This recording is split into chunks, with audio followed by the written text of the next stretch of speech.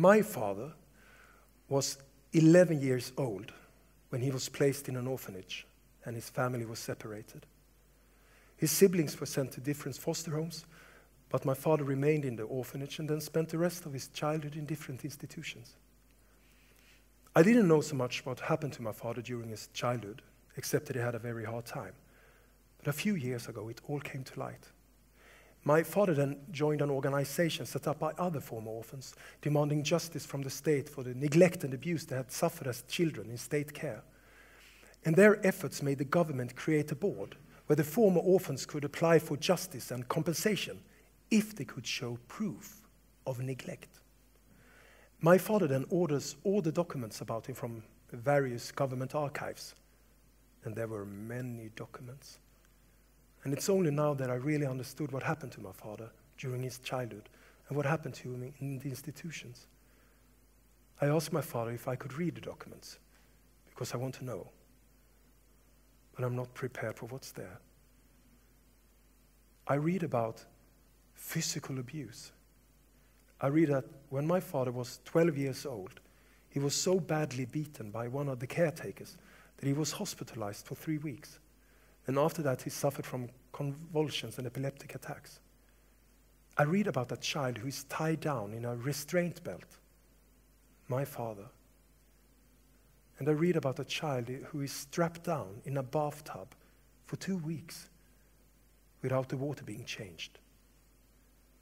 And it's hard to take in that it's my father who's been lying there with his head just above the water surface for weeks.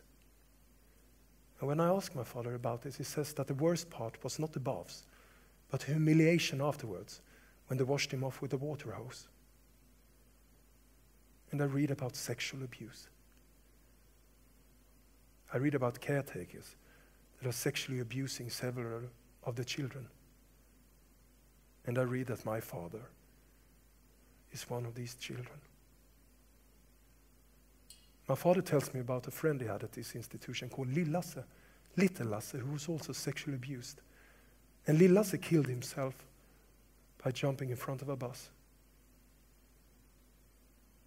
In the documents I read that my father was 11 years old the first time he tried to commit suicide by hanging himself with a belt. But a man working in the kitchen found him and cut him down and took him to a hospital. As the document arrives, my father changes. He becomes more and more introverted and depressed, and my mother tells me that he can't sleep at night, that he just wanders around aimlessly. And my father comes to visit me in Stockholm the night before he's going to meet with this board, and I have checked online about this compensation and realized that it's only a few of the former orphans who actually get any. And when I see my father sitting on my couch, stumbling through some notes, some papers he prepared, I think he's never going to get any compensation. And I try to prepare him for that it's difficult. But I said to him that it doesn't mean that what his experience is not true. And the most important thing is that he gets to tell his story. The day after, he meets with the board. And afterwards, he's so relieved. He says that they listened to him. He also told them about Little Lasse. That seems to be the most important thing to him.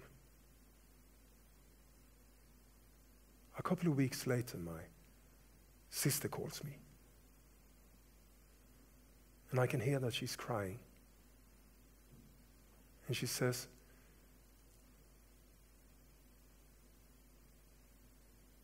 he got it. He got the compensation. And in the background, I can hear my father scream. That night, he burns all the documents.